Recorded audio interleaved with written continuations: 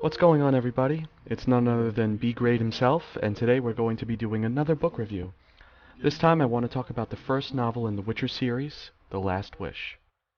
So as most of you know, The Witcher is a new show on Netflix, and there are multiple numbered Witcher video games, along with popular side games like Gwent, and any other board game or card game that you can think of. However, some people don't even realize that the Witcher IP came about from a series of novels by Polish author Andrzej Sapkowski, who wrote the first Witcher story, The Last Wish, in 1993, which actually wasn't translated into English until 2007. Sapkowski has written 5 numerical books for this franchise, but The Last Wish is actually more of an introduction and not one of the number books. Instead, it is a collection of short stories, all of which are about Geralt's adventures through a dangerous fantasy world as he fights off strange creatures like Strigas, Sylvans, genies, and more.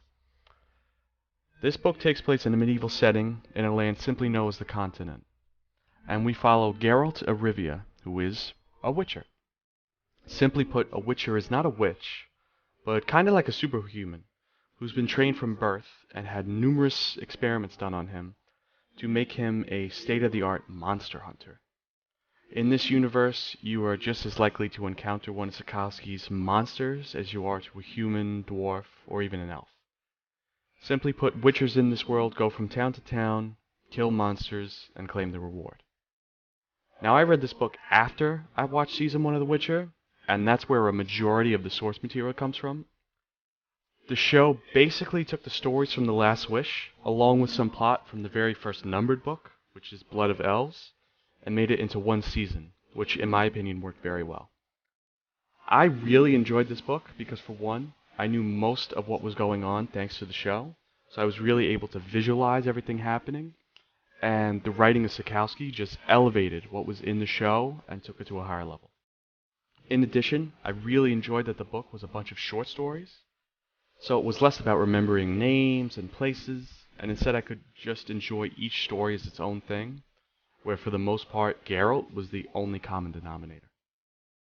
Now, if you're looking for a good place to start a new fantasy series, The Last Wish is definitely the way to go. It's fun, fast-paced, and a very enjoyable read for anyone that appreciates the genre of fantasy. I'm sorry this review is so short, but in all seriousness, you are better off just reading the book than having me tell you how great it actually is. So, on that note, I'm going to end it off here. Thank you for tuning in for another incredible episode of B Grade Reading. I hope you enjoyed this very short review, and until next time, why not read a book for a change?